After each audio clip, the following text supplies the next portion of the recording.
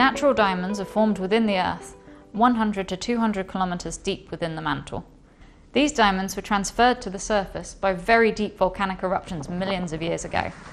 In these special volcanic eruptions, the diamonds are transferred to the surface very quickly, roughly 30 to 40 kilometers per hour, in certain types of rock, such as kimberlite. When companies try to find new sources of diamond, they look for kimberlite as a key signature that there may be diamonds. Natural diamonds are all unique, as each one has grown in slightly different environments.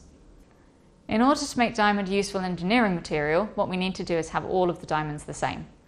In order to do this, we can make them in a lab.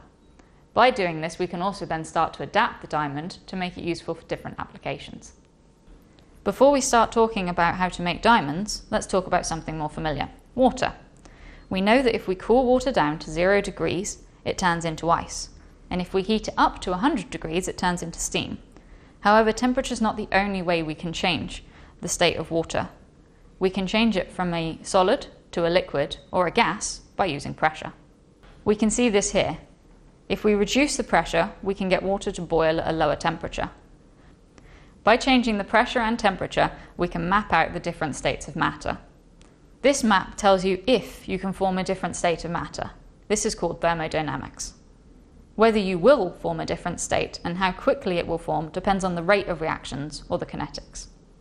If we do the same thing for carbon, we can see that at room temperatures and pressures, carbon wants to be graphite.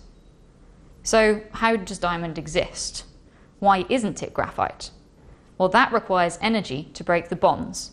So once the carbon is in diamond crystal structure, it's locked in.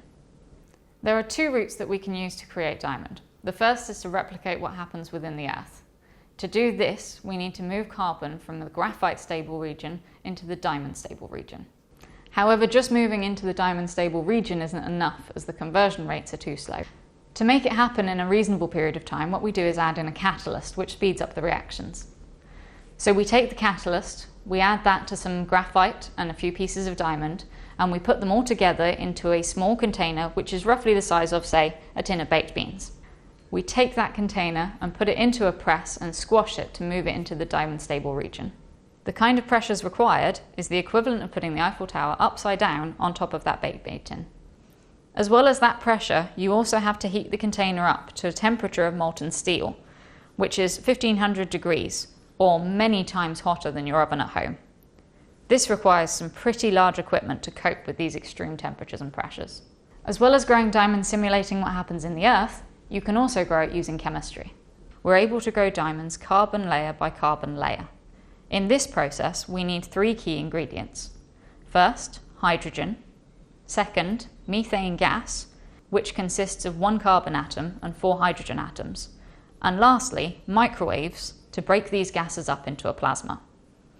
We have special chambers that we add the gases to, and then we inject the microwaves into the chamber, 20 to 30 times more power than your microwave oven at home. This then breaks up the gases, forming a glowing plasma. Inside the plasma, the hydrogen atoms bash into hydrogen molecules and into methane molecules to create carbon growth species. The hydrogen also covers the surface to stop it forming graphite.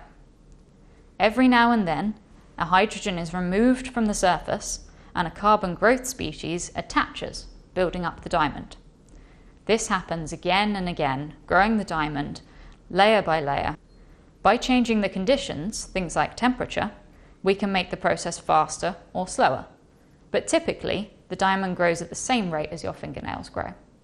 Using these different techniques, we can engineer diamond with a variety of different properties, from powders to diamond discs. Diamond really can be tuned to a range of different applications.